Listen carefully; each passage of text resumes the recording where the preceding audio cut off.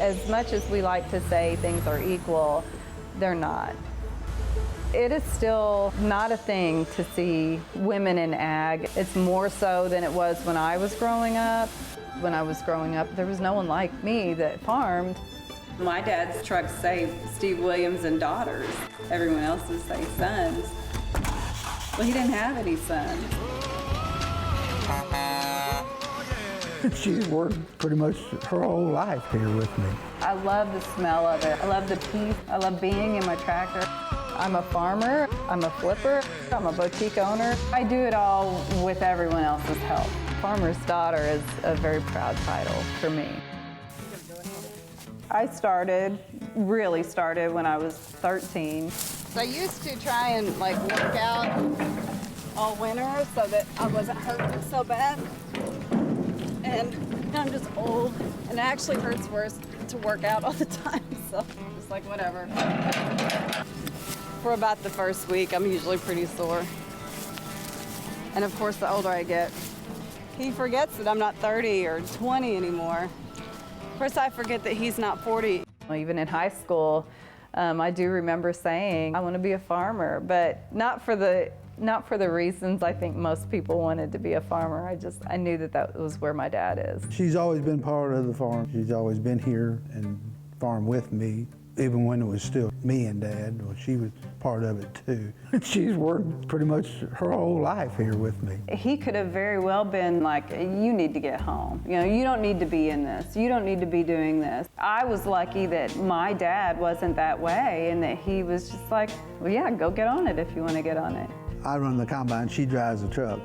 She's always done all the soybean planting with the tractors and drills. That's always been her thing, is do the soybean planting. It's not like you can just put anyone in a tractor or a truck. I grew up around all of those things, and I had the opportunity to get in one. I understood I could run equipment, I could run all of this stuff. I loved driving. I was 13 when I took my first load. I mean, everyone knew me. I drove all around town. I could barely see over the steering wheel. That's the difference in country kids. I used to pass my driver's ed teacher. I would see him on the weekends, and I was hauling grain to the grain elevator in a semi. And I would see him on Monday, and he'd just kick back, and he would say, I saw you, and he'd wave at me all the time. It's definitely a different time then. Yeah, it was 30 years ago. By the time they get their license, they've been driving. They know how to drive. They understand how to drive. I think I just had to have an outlet. It was kind of like, okay, just, go. So this is the truck that my dad got me when I was 17. And I was so proud of this truck because it was a Peterbilt. That truck has a lot of stories. It's a classic truck. They were auctioning off all of these big, brand new, nice trucks. And then there was this one that was in the very back, and it was just kind of in the junk part. But it was a Peterbilt 359, so it was a small truck. It's really small, so it fit me. Everything else just seemed so big, and I had to reach for the gears and everything. And this one was just it was just right. It didn't have the extended hood, it had the short hood. No one there wanted it. And my dad bought that truck for $3,000. He brought it home, and that was the most beautiful thing I ever saw in my life. I loved it so much, and I still love it. It'll never sell. Maybe when we retire, I'll have it painted and take it to truck shows or something, but I'll never get rid of it for sure. And how many truckers will just be sick over the fact that we got that for $3,000 back in 1997? So the rule is you're not supposed to ever drive across the field, but he hasn't planted this yet. My dad's planting. He just got started, so we're gonna make sure that everything's working properly and getting the seed in the ground like we're supposed to. We needed to make sure that every row was planting, but also that the depth was the target point, and also the space between the seed, which is very important because they can't be too far apart, they can't be too close together. Looks like it's gonna be a good day to plant. So my dad has macular degeneration and glaucoma. We really urged him to retire, but This is as close to retirement as we can get for him because we also didn't want him to retire.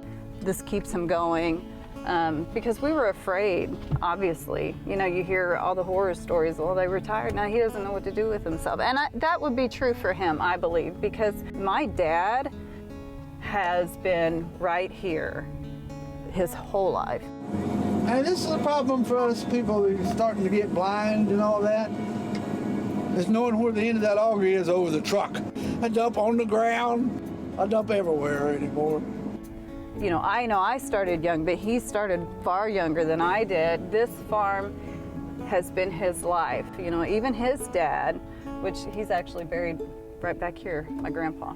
David and I have been together 15 years and we've been married, next year it'll be 10 years. David is a heavy equipment operator, but he actually left heavy equipment operating and came here to help farm. And we were getting older and you know, kind of went back to needing a little help. I feel like me and my dad are settled in our ways, and then David just like handles everything, all of it.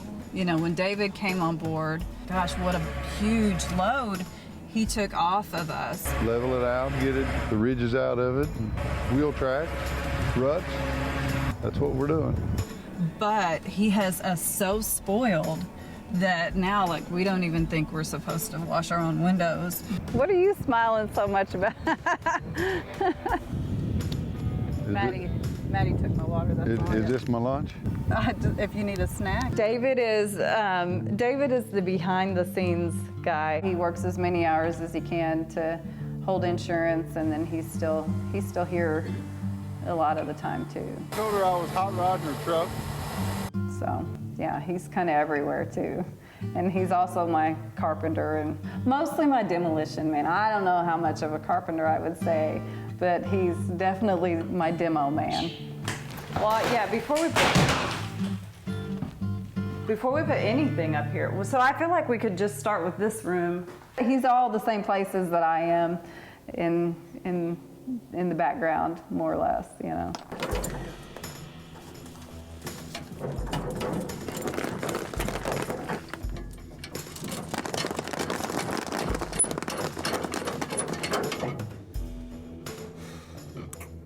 He's the muscle.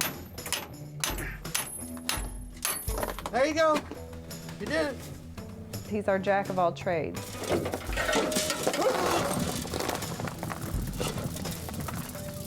Did it hurt? He's been hands-on in every project that I've ever had, and I couldn't do it without him.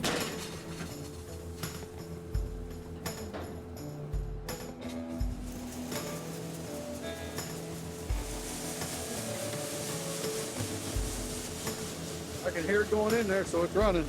We wouldn't be able to function without him. I mean, we didn't know what we were missing until we had him. The cost of farming today is so outrageously high. It's tough for someone to try to get started in farming today. And it's tough where we are. Yeah, where we are, yeah. And that really does go back to the flooding. There's no peace in Olive Branch, Illinois. More extreme weather in the forecast. Today, the U.S. Coast Guard flew us over the spot where the 18-mile Lynn Small levee failed about 72 hours ago. This is where the levee breached, sending water from the Mississippi River into a floodplain. At least 100 structures are flooded. 14,000 acres of the county are underwater, and the water is rising. We've always dealt with the floodwaters down there, even up here. We always say we're 2 weeks away from a flood at any day. We have both rivers here, the Mississippi and the Ohio. So they get together and we have a flood issue. Well, this was different because our levee failed. Since our levee failed, we have a current situation. The water runs continuously. It doesn't just fill up like it did before. We're back in, it's calm water. Now down there, we have a flow. Anytime the river comes up, we have a flow all the way across the land. So it's depositing sand all the time. Homes threatened as floodwaters breach levees along the Mississippi River. Other homes, churches, and businesses in this area underwater. State police say they have gone door to door to 500 homes asking people to please evacuate, but hundreds have stayed. Right now I own about 2,500 acres. About half of it is down there in the flood area now, and it's a disaster area for us. You had current and you had a flow of water that came through here, and it dumped all of the sand in its way.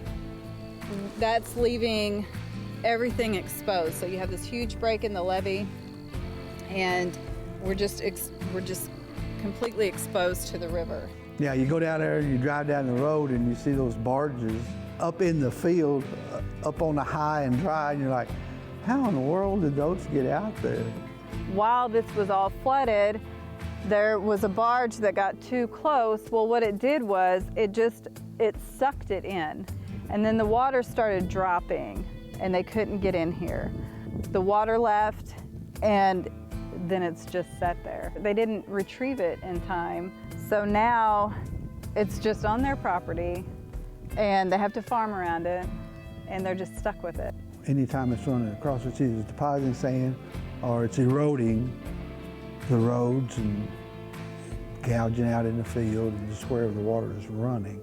That is a difference between a flood, normal flood, backwater flood that we used to have. I think my dad is still even paying on one farm down here, but he's not making anything to pay for it anymore. You know, so it's a huge loss. Our location, everyone's forgot about us down here. The Corps won't fix it. Like, no one's fixing it. All they've done is put rock around it so that it won't cut it out anymore. But they had always discussed putting a spillway through this area. This, in essence, is really their spillway.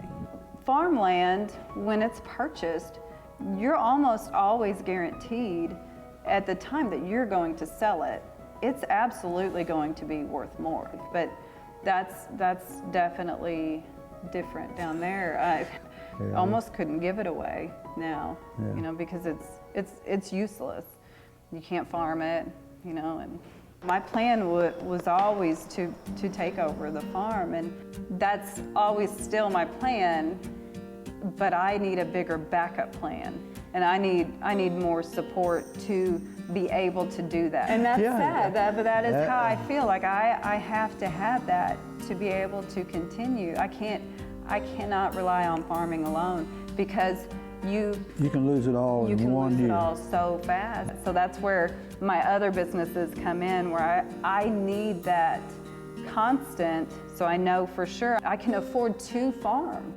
I'm the owner of Farmer's Daughter Boutique here in Anna, Illinois. The best product, the best quality, that's what we have brought here to Anna. I go to farm the same way that I come to work here. I get up, I do my makeup. I love all the girly things and all the frilly things and the blingy things, but then I love all the farm and getting dirty and doing all of that too. I feel like most girls actually are that way. They just don't have the opportunity to be both. Like I have that opportunity. Like I don't feel like I'm like this is the real me or that's the real me. I just feel like they both are. I was thinking about doing store-wide 20% because I really need to move a bunch of this stuff. I want to go to Dallas Market. This store was for sale and we just happened to walk by. Of course, you know, I'm always open to flips or whatever. Anna is a charming little town. You have your coffee shops, you have places to shop, and you have places to eat. We're right here in the middle of a lot of other things too. So it's a great day trip. I was lucky enough that I found 2 buildings that I could turn into businesses. One is an old bank building, and the structure is really good. I want to name it the Vintage Vault. This is going to be someplace that we can bring everything that we find in the houses that we flip. I would love to buy out estates. You know, we used to collect all the time, but now, you know, you can only collect so much, but we still love finding things. The front half we have to remodel still, and then the upstairs we still have to remodel. So there's still a lot of work to be done. We're gonna try and sand this off. Just leave this alone. Not sand it? Don't do nothing to it, just let it be. Yeah, but it's gonna be hard to clean. It'll be hard, like, feel how rough that is. How am I gonna even sweep it though? Well, then I'll run a sander over it. I just want to be able to clean, you know? I was really liking the leaf blower. Right out the door. But once I get stuff in here, yeah, that we can't leaf blow and then like have dust all over everything. I know. The goal is to be open for Annabelle Fest, roughly 3 weeks. We've had the building for a long time. I just now decided that that's what I wanted to do with it. So we need to get this done as soon as possible, get this floor done as soon as possible, and then we can just start bringing things in. Like, we don't have to have it all set up and nice and pretty, like long term, but we'll set it up just for Annabelle Fest. See? Yes. Good. I love that. I don't know. I feel like, yeah, we'll block. Ugh. I don't know about this one. Like maybe even just kind of block it off here to here. And this would be plenty as far as clothing. That's fine. That's why we're up Heat here. and air. It's gonna be hot, and it'll be hot and cold up here. But see, you were worried about heat and air. There's air. Yeah. So that's perfect. Yeah. Other than somebody to jump out the window or. Nobody's gonna jump fall. out the window. I don't want to take all that off. We'll leave that. Just take this Yeah, off. and that's gonna probably crumble too, won't it? Not right now, it won't. Not if you leave it alone. If I go beating on it, yes. There's so much, you know. There's just so much. We've got a plan here. Okay. Now, we need to go over there and go through some boxes at that house. Yeah, we'll have to go through that, see what we have there, get this ready, and move stuff from there to here. Right. Can you take some time off? No. Maybe.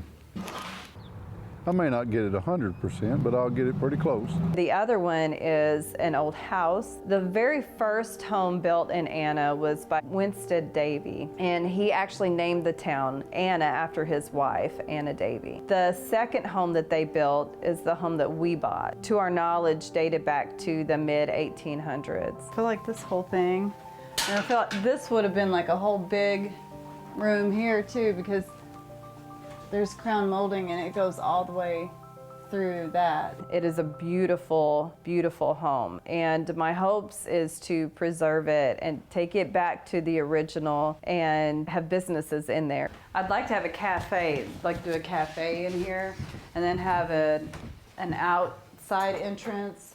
If we can't rent it out for a cafe, then maybe we could have like food trucks come. So we bought it with the contents. For the last 15 years, it was kind of used as storage. What are you doing, babe? Getting ready, so Okay, could you like, okay. Oh look, there's that old tin. You know, we had these when I was little, so it's sad that I'm saying it's old. All right, and this is gonna take forever if we go through every single thing. But we have to. We do. I mean, there could be These are, cash, and yes. oh, are you really gonna go through it like that though? This is unnecessary. No, that's sellable. No, I Somebody knew wants you were that. gonna do that. Now like this, like that's pretty cool. Like this is neat, things like that. No. Love fills the soul with joy and brings No, I knew you were gonna do hearts this. I together had that to live documented. happily I ever documented after. that you were not gonna do that. See? No. I don't know, it's pretty fun going through stuff too. It is. So we have the bank building, which is a place that we can go with all of these things. The goal in 4 days is to empty that house of all the things that we need to get out of there. And that was another reason why we wanted this open first, is so that we would have somewhere to go with all of that stuff out of the house. The biggest guy has the smallest item. You selling that? Everything that's up there is coming down. Dave's like both of them put together. The stress is pretty overwhelming right now. Just, you know, all of this, getting all of this stuff done, putting so much money into all of it, and now really, really concerned about not seeing, not only just not a return, but not any kind of profit, you know, just everything going in the hole. Trying to get everything done by Saturday. The sales have been pretty scary. So, and then just everything kind of piling on, and, you know, stressed about finances and stressed about just everything. We're teetering on the line of asset, and liability. I'm not on top of everything. Lack of sleep is rough. I will feel better, I think, whenever I start getting things cleaned up and like situated. So right now we have plenty to get us going. Now I have to get all of this clean, and then I have to get it all priced, and that's a nightmare.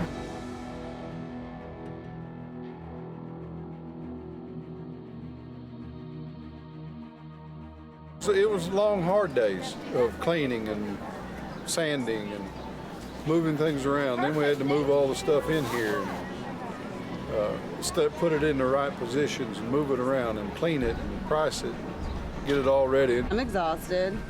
This has been crazy. Haven't slept. We stayed up all night. I don't know. I'm so unprepared. I wish we had a whole another week. I really needed like another week. I feel like we moved the pile from one building to another, but if they come and take it with them, well, it's a plus for us. It's kind of crazy. I don't know what to expect. And we haven't advertised because I was a little concerned that we wouldn't hit our deadline, so I didn't want to throw that out there. I wanted to have like an open out if I needed it. Basically an upscale yard sale type thing today. And then after today, we're gonna put like some big murals on the walls, just kind of get some color and some stuff in here. We didn't know what to expect, or gosh, if we would even have one person walk through the door. Right now, we've already had over 10 sales, and people are coming in. You know, we didn't advertise, and we don't even have a sign up on the building saying what we have yet. We made it, and we opened this morning and had our first sale at about 9:30, and it's been a pretty steady roll of customers all day long. It'll just get better from here because we'll have more time to work on things. We'll have more time to be selective about inventory. We came a long way in 4 days. It was successful and we made it happen. I'm not farming all year long, so I still have to have something that can cover me the rest of the time too. The future holds, I hope we can get into buying estates and little auctions, getting stuff to put in here and sell. Trying to bring more to the town, you know, more shopping, more places to eat, have little cafes, places to go. I am investing a lot in a town that I'm not even from. I'm just doing my own thing, just because of my love for history and I believe in the town. I think that there's something here. I can see the potential and I want to be a part of it. I am not a gambling person.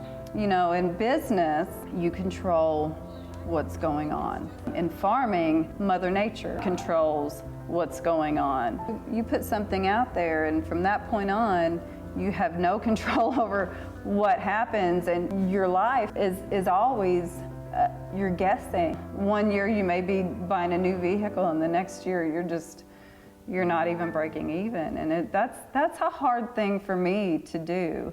This field down here is where it floods. The river gets over it, and there's just debris like everywhere. He hit a post and just broke a couple sections out, and it's common. It's a steady thing that will hit chunks or rocks, which by chunks I mean pieces of wood or just any kind of debris that's left from the river. And we try to go through every year before we plant it. And even when I was planting it, I would get off and try and move what I could. But we have like big, huge logs and trees that we have to go around. It's a constant thing. Like it just breaks up these little sections, and then it doesn't cut good. That's just regular maintenance. I think we are supposed to strive for more. I think that we are all designed that way. That we are all creative, and I think that we just learn at a very young age that we're supposed to suppress that. And I wasn't taught that, and I'm so grateful for that. I'm getting older and I'm trying to retire, and she's moving out to other things, and to me that's great, you know. Renovations and the fixing up things, you know, she's really talented in that area. I feel like that's my mother coming out in me. Yeah, she was very creative too. Like my mom was 49 when she died. The closer I get to that age, the more I realize how short life really is and how little of her life she got to live. That's what's really sad. She was just 40. She didn't even make it to 50. And it really just doesn't seem like that long ago, but it's been 15 years ago. It's been 15 years today. I have a lot of my dad in me, but I have a lot of my mom in me too. You know, I never call myself a farmer. That's his legacy. It's so much more than someone driving a tractor. It's so much more than someone just out there planting or driving around in the truck. And you know, my dad is every definition of that word. It's my life. It's what I am. Just being in the field together, like just being able to see him, those are my favorite days. Like we're not always in the fields together, and he's in one tractor and I'm in the other. It really does feel like we have spent that whole day together, and I love it. Those are my favorite days. Over there at 8,000. All righty.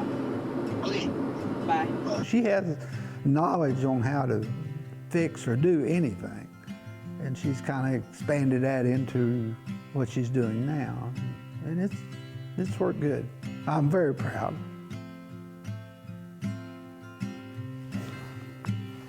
But I also miss our time together that we spent all these years. It's there, no matter what she does. And she can't get rid of it. It's bred into her like it is me. When you think of a farmer, you think of being humble and having patience. Someone like my dad. My dad is one of the very rare people that still own that. That's a title I will never give myself. You know, the farmer's daughter is a very proud title for me.